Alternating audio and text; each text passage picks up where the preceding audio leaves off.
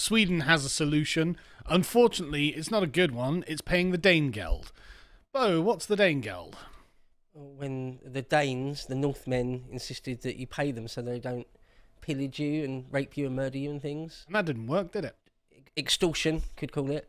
It didn't work, though, did it? Oh, no, you don't negotiate with terrorists. But the point being, Ethelred the Thanks, Unready is George. like, yeah, I'm going to pay the Danegeld, and the Danes take it away, and then, oh, where did they take it? Back to where they came from, where there are lots of other Danes.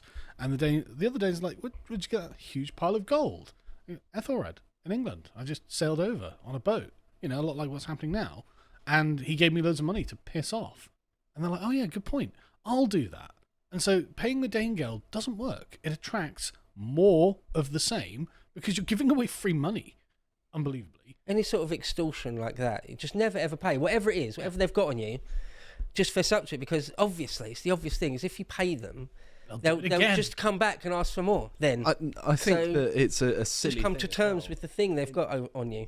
In Sweden in particular, they're being terrorised in the country. Yes. Surely they should be saying, well, you've cost Sweden a lot of money. Perhaps we should seize your assets to pay for the damage you've done.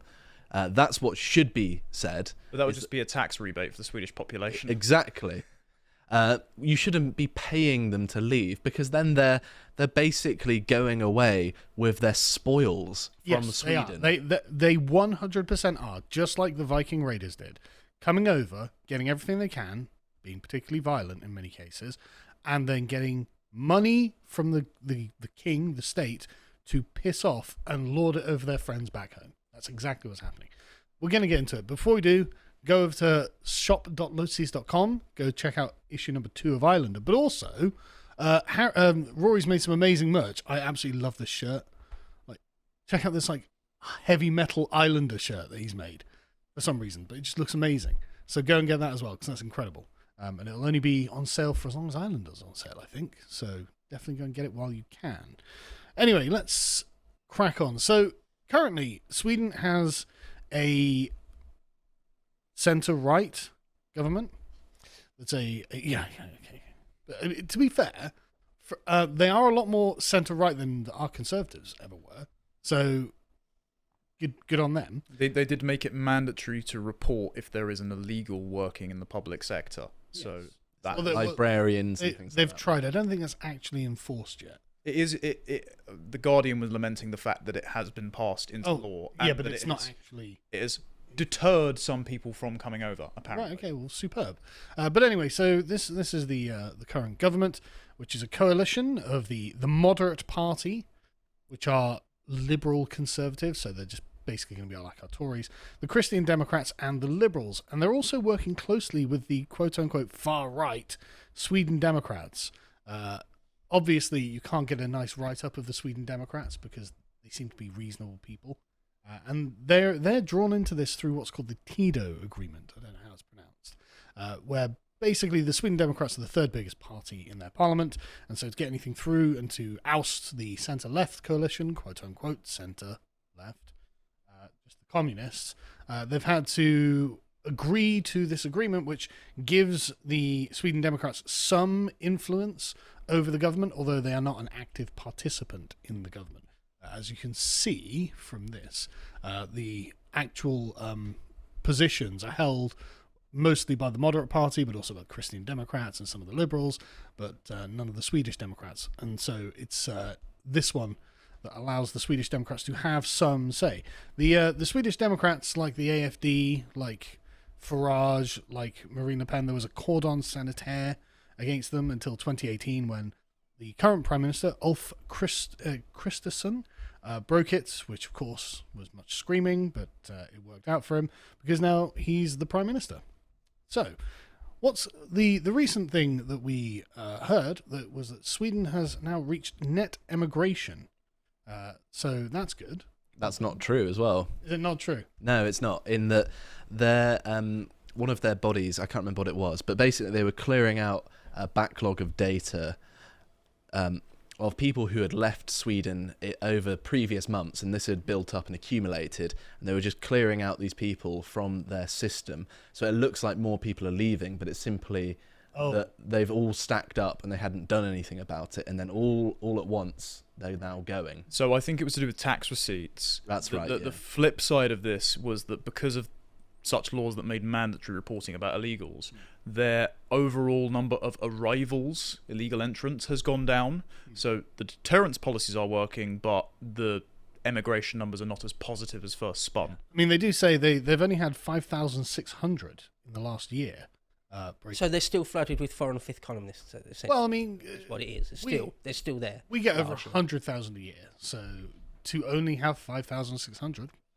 I think we get about 40 to 50,000 a year. Oh, is it? Yeah, it's 130,000 total. Oh, right. Since 2018, since they started recording it. But I think we've got. I mean, about 50,000 a year, isn't it? Yeah, we've got about 1.5 to 2 million illegals in the country at least. I think some of the data on cities in Sweden, I think Malmo, a third of the residents are foreign born, and 50% are non-native Swedish.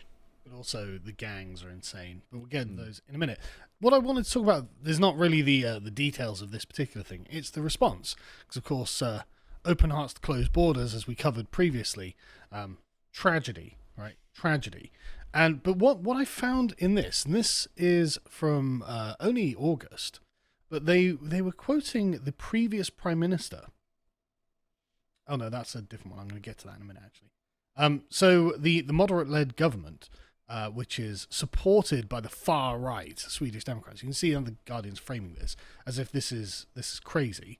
And so they've got, obviously, an academic who says, quote, "It might not be such a good thing for Sweden as a country." This is, I think it was me, you, and someone else that mentioned that he said this might deter Somalians and Iraqis from coming and being engineers. It's like, if you just take a look at the data of the UK... They're right. I think it is going to deter Somalians and Iraqis. Yeah, I just don't think that they're positive economic contributors, doctors, lawyers, or engineers, funnily enough, judging by social housing stats. Apparently, they play a vital part in the workforce, given Sweden's ageing population. Yeah, maybe the justice system. Making migrants feel welcome was crucial to integration. Now, this is an important part. This is I watched a lot of sort of Swedish media about this. The migrants integrating is a very important statement that they make. Well, this is the typical liberal view that if it weren't 100%. For the far-right racists pointing out that there are differences between peoples and cultures, they'd just assimilate into the melting pot. What we do know is that successful integration, which this government wants to see, depends on people feeling welcome. And so Tobias Hübinette, a senior lecturer in intercultural studies at Karlstad University, said, quote, "For Swedish society, it's a pure catastrophe." Got any evidence for that claim that they need to feel welcome to integrate? Yeah, that's a non-sequitur. It's just not right. It doesn't make sense. It's the opposite, right? You need to have a little bit of pressure to force you to integrate if your inclination wasn't to integrate. But it's all a nonsense anyway. Hardly anyone integrates at all. Yeah, but they believe in the blank slate. So they literally believe that, like, though, isn't it? I mean, your particular culture is a provocation to them. Yeah. So if you just took them out of the economically deprived landmass that they're in, airdrop them into a small Swedish village, and then be inoffensively pluralist and liberal, that then they'll stop doing grenade attacks. That's genuinely the mentality of these people. Yeah, that's why they keep paying. Remember the Tobias's thing, though. The fact that we're not going to be integrating as many Somalis and Iraqis and wherever else, that's a catastrophe for Swedish society as well. What a madman. No, imagine just how amazingly insane that is. Like, Swedish society is just going to collapse if we don't get these people in. How did they survive before mass immigration then? But Somalians built Sweden, but not Somalia. But everyone knows that these people aren't integrating, and this is something that both sides on the Swedish front have come to accept. I mean, this was from 2022. She's the leader of the Social Democrats. She's the leader of the left. Right? And even she's saying, well, look, we need to end ethnic enclaves. Quote, "We do not want to have Chinatowns in Sweden. We do not want Somali towns or little Italys." Hello, base department? Could we get the Conservative Party in Britain saying something that the leftists... I suspect, though, what she rather wants is just to smear it all over the entirety of Sweden instead. That's 100%. But I also agree with her that I don't want little Somalilands. Like, I don't want that either, and they accept it. No, we've got ethnic enclave policies, and that's a problem. I mean, Denmark's policy was literally saying, no, you can't live there. You are going to live here. You are going to live here. But that's the dialectic. It's, we don't want to think enclave, so therefore we're going to forcibly redistribute all of you to these small, unmolested Swedish villages and relentlessly propagandize the native population to intermarriage. That is what is going to happen. Yeah, I mean, she literally says we're going to get a mixed population. Right? There we go. Yeah, I know. But the thing is, this is better than having literally no-go zones. No, it's not. Because No, it's not the organic desire of the population. I'm not saying it's the organic desire of the population, but it would be better to just have one random guy who doesn't. Because the problem is the fact that when they're in an isolated location, they're not patrolled, they're not policed, and this doesn't just stay there. Right? This is the thing. So this has been a massive issue. Swedish gang crime is actually insane. And it's terrorizing all of the Nordic countries at the moment. It used to be a lower crime country than a lot of Europe, and now it's one of the highest crime countries. Of course, and it's because the native Swedes are just mad. No, I appreciate that nobody particularly wants just some random Middle Easterner dumped in their town, right? But then he and his family are alone. They're isolated. They have to start normalizing themselves to the local community. Whether they ask for it or not is not the question. They could not be alone back home. Yeah, of course. That would be much but that's better. just off the table. We're in insane Swedish liberal land, okay? This is just the way of the West. There's just no question that we're going to have these people. Okay, fine. And the thing is, they're already there. I'm not saying it's good that they're there or anything like that, but that's just what the case is. So having one guy in a remote village where he can't do any particular damage, better than having literally horrific nexuses. A couple of things I say. He probably still will be doing damage though. Still will. Well, It only takes one but person maybe in a not. little village to. Plus, I just will not ever accept that paradigm that you've got these two evils and you have to pick one. No. I'm not saying I'm in I know. favour of it. Right, I know you're not. Yeah, I'm just But saying. it's this just is- like no, they've got to go. The alternative is to have insane gang crime. I mean, we'll just go through some of this, right? So, about half an hour north of Stockholm is a place called Uplands Bro, which is a holiday resort. It's got lakeside boat clubs and wooden villas and things like this. And recently, a 14-year-old was found killed there because of these gangs.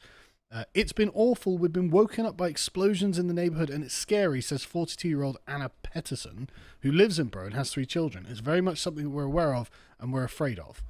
But yeah, like literally gangs chucking grenades at each other all the time. Where are they getting all these grenades? Yeah. Well, that's the point. Do you think they're like going through customs like a regular person? Like they're going to be smuggling routes that they use to get around basically the Baltic Sea. It is weird though, isn't it? How there's a different stripe, a different flavour, a different tone or tenor of the type of crimes that foreign fifth columnists do in the West. For example, in France, it's sort of more Algerians. Here, it's like more sort of Pakistani rape gangs, whatever. In Sweden, it's grenade attacks. Yeah. Like why? Well, they're Grenade attacks. The caption of this picture is the most insidious thing I've ever I seen. can't read it because there's a camera in the way. Liban left, pictured with a youth worker, says he feels excluded from Swedish society. Okay, so they're throwing grenades because the Swedes aren't accommodating enough. Well, this particular chap isn't throwing grenades. No, but he is meant to be taken as a representative of a collective by the BBC, otherwise they wouldn't have slipped it in there. So in 2023, there were 55 people who were killed in shootings in Sweden, which just seems insane, considering Sweden's got like 11 million people in it. Yeah, as a population, it's much smaller than Great Britain. And much Number more- of cities and density way smaller than Britain. But that shows you the problem of the gangs. So having the sort of hands-off Swedish approach, where we just let them form their insane warlord colonies. Denmark doesn't have that, right? So, just saying, there's one way of dealing with the problem. There's another way of dealing. There's the with it. Bikali route. Yeah, sure. There's the Bikali route, which I don't know. I mean, I thought Bikali was a bit soft on them, but the point being, this is the average is about 60 a year or something like that. And so they say what started out as gun violence between young gangs looking to defend their territory has turned into a vicious circle of firearms trafficking and gun violence. Gangs have also matured and are no longer just street criminals, but are often connected to higher level criminals as well. And of course, this kills loads of innocent bystanders.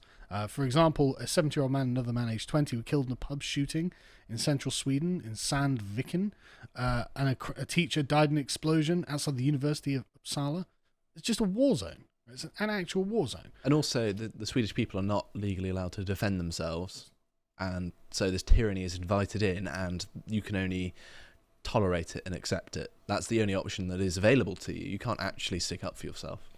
The Swedes, though, the foreign minister, Tobias Billström, was like, well, we can now see that outsideship and lack of integration, presumably a lack of youth clubs, in combination with trade of narcotics and organised crime, is creating this very, very toxic mixture. The blank slate will destroy Europe. People have died, mate. Just saying. But anyway, so the Nordic countries have just got to all gang together to fight the Swedish gangs, because Norway and Denmark were a lot more hands-on with this, right? Norway also, like, no, you're going to right to the Arctic bloody circle, so there's a village of 500 people and there's one Somalian in it or something like that. Poor village. Yeah, well, maybe, but they don't have grenade attacks, thankfully. But when they're allowed to essentially self-control and self-police, well, you get insane criminal gangs. Nordic countries are, of course, therefore essentially creating sort of a hub in Stockholm to share information and to be able to track these people down. Swedish gang members regularly get hired by Danish gangs for violent attacks on rivals, and the Danish justice minister were like, yeah, there were 25 instances of this this year. Can we be explicit? Are these Swedish gangs? They're not native. They're not Swedes. Of course not. No. Right. Okay. Let's be Yeah. right. Let's be explicitly clear then about that. They're from the immigrant enclave. Right. To give you a bit of a clue of some of the background of these people, when the BBC went to film in Sweden, they got pelted by rocks from Middle Easterners. Right. Apparently, Norway has said that Swedish criminal networks are operating in all parts of the country. The gang's presence has become more visible, drawn by higher drug prices and less competition in Norway. Norwegian police said in a letter that was given out under their Freedom of Information Act. So it's not like they're willingly publicising this information. And so you've got an insane problem created by an insanely liberal view on human nature, as you said. Well, if we just allow them to, say, take over Malmo or just become, ethnic enclaves, then they'll just somehow become Swedes. And they're like, oh, God, integration hasn't happened. So what's the solution? Well, I mean, and in addition, now it's like the tendrils of what Sweden has allowed to gestate in its own country are all across Norway, Finland, Denmark, causing people to be killed. So it's an insane problem that has to stop. And so Sweden's option, they've decided, is to pay the Danegeld. And the thing is, you might be thinking, well, I mean, 350,000 krona. I mean, that sounds like a lot. What's that in real money? That's 26 grand. Just send them home. Ryanair flights are less than 100 quid. Yeah. It's 26 grand. I think the Swedish people need reparations for the terror that's been inflicted upon them. Yeah. They shouldn't be paying them. The people should be paying to be sent back safely, to be honest. Should be sanctioning Pakistan for the grooming gang. Remember, this is of 2026, so they're not doing this yet. Right, but these will be immigrants, quote, who voluntarily return to their home countries will get paid for it. So it's not even the criminal gangs. They're not going to do it. So if I go to Sweden on holiday and overstay a visa, No. Is it because complexion? It's because of the way you enter the country. Right. They are arranging this based on asylee status. You won't get it because you didn't break into the country illegally. So if I took a dinghy from Edinburgh to... No. Oh. Still not? No, because you're white. All right. That's not going to be the official government line, but you won't either. It's just going to be the sort of global south this applies to, who broke in illegally. But yeah, no. So they're gonna pay them $34,000, £26,000 to f off because the Danegeld works for some reason. They think, even though I'm sure enough Swedish Vikings got paid back in the 10th century. It's the Bacalli option's got to be where all Western Europe goes with this. It's got to be coupled with mass remigration. It's got to be. There's no other way, right? That's inevitable. Deport literally every foreign criminal, withdraw all social benefits from legal migrants. If they turn to criminality, see step A. That's it. Like the scourge of Swedish gangs, round them all up, all of them, round them all up, put them in prisons, holding cells, whatever. Actually, can we get either forever or until you deport them? That's it. Give them your tax money so they can have a nice, well-paid holiday back to where they came from before they break in again, and we pay them twice. Can we do that? Because I mean, unironically, right? So they're going to get their passports taken off them when they get this, right? Or whatever I can't remember. I was watching a news broadcast on this. I can't remember what the actual document is called, but it's something akin to a passport for an illegal immigrant, right? And they'll get that taken off them, but they can come back and just go back into the system and get another one. That's actually going to be technically possible. But this is actually a scheme they already had, and they've had since the 80s. But they used to do it for 10,000 kroner per adult, so piffling amounts of money. And the right-wing government are just going to crank that up. Brrr, goes the money printer, and that's going to be going to Abdul to go back to wherever he's from. I'd rather fold it into a giant paper aeroplane and just deport them all that way. Yeah, I agree. But it's not going to happen, and things probably will not get substantively better, but it will cost lots of money. So I hope you appreciated that segment from the podcast of the Lotus Eaters, and if you want to see what else we're up to, you can follow our series Lads Hour on the website. This one talking about Hot Fuzz. It's where we have all of our fun. And if you want to see all the other work we're putting out, you can follow us on Twitter. Thank you very much for watching, and goodbye.